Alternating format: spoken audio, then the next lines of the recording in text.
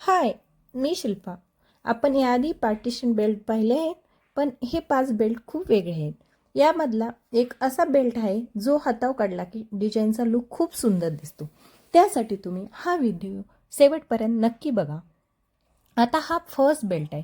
ह्या फर्स्ट बेल्टमध्ये मी छोटे छोटे फ्लावर्स काढले आहेत. हे फ्लावर्स एकसारखे कंपार्टमेंटमध्ये ठेवले तर त्यामुळे हा बेल्ट नीट आणि फिनिशिंगमध्ये दिसतो. आपण जे बॉक्स केलेत फ्लावर काढण्यासाठी ते प्रत्येक बॉक्स हा समान मेजरमेंटमध्ये पाहिजे. हे आहे सेकंड बेल्ट. हा बेल्ट फिनिशिंग नंतर खूप सुंदर दिसतो.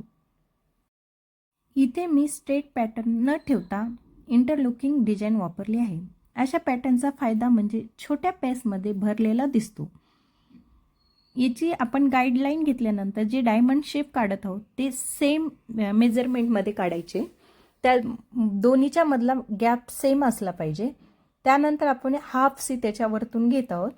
प्रत्येक एक पॉईंट सोडून हाफ सी घ्यायचा आहे बॅक साईडच्या पॉईंटला जॉईंट करून. हा पार्टिशन बेल्ट काढायला खूप इझी आहे आणि डिझाईनमध्ये पण खूप सुंदर लुक दिसतो. हाफ सी काढताना जो डायमंड शेप आहे त्याच्यानुसार गाईडलाईन जर घेतली, त्याला जर फॉलो करत गेलं तर प्रत्येक सी हा खूप सुंदर दिसतो. आता हे खालचे सी जे काढत आहोत ते प्रत्येक डायमंडच्या फर्स्ट पॉईंटला जॉईंट झाले पाहिजेत. प्रत्येक सी मध्ये समान गॅप असायला पाहिजे. त्यामुळे आपली डिझाईन दिसायला खूप सुंदर दिसते आणि फिनिशिंग पण छान दिसते. आता याची फिलिंग केल्याच्या नंतर हा बेल्ट खूप सुंदर दिसतो. हे बघा, आपला आता हे जो थर्ड नंबरचा बेल्ट आहे हे 2 सेमीमध्ये काढायचं आहे. यामध्ये समान बॉक्स करायचे आणि आता आपण लोटस काढत आहोत. लोटसची जी बाजूची जागा असते आजूबाजूची ती कमी ठेवली की डिझाईन उठून दिसते. मध्ये बाहेर पण फिलिंग केली आणि मध्ये पण फिलिंग केली तर लोटसची ब्युटी कमी होते. म्हणून कधी पण बॅकग्राऊंड डार्क असेल तर मधला पेस हा लाईट पाहिजे आणि मधला पेस डार्क असेल तर बॅकग्राऊंड ही लाईट पाहिजे. हा तो बेल्ट आहे ज्यामुळे प्रत्येक डिझाईनमध्ये लुक हा वेगळा दिसतो. यामध्ये पण ज्यावेळेस आपण बॉक्स काढतो त्यावेळेस प्रत्येक बॉक्स हा सेम मेजरमेंटमध्ये असला पाहिजे. त्यामुळे प्रत्येक लोटस हा सेम दिसतो.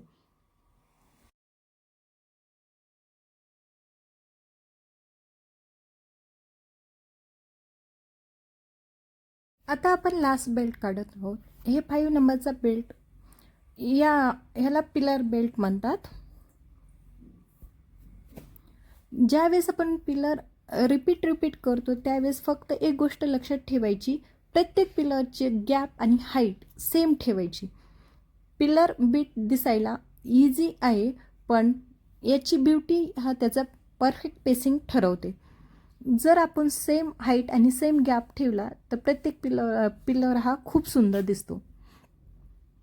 हा सुद्धा खूप ब्रायडल मेहंदीमध्ये यूज केला जातो. पिलर बेल्टसुद्धा 2 वेगवेगळ्या प्रकारचे असतात. जर तुम्हाला दुसरा बघायचा असेल तर मला कमेंट करून सांगा, मी तुम्हाला दुसराही पॅटर्न दाखवेल. आता प्रत्येक बेल्टची फिलिंग करताना त्याचा शेप चेंज झाला नाही पाहिजे, त्यानुसारच मेहंदी सोडायची. इथे फिलिंग करताना मेहंदीचं प्रेशर हे जास्त नसायला पाहिजे. त्यामुळे अचानक जर मेहंदी जास्त पडली तर आपल्या जो बी बेल्ट आहे त्यातल्या मधल्या डिझाईनचा शेप चेंज होऊ शकतो.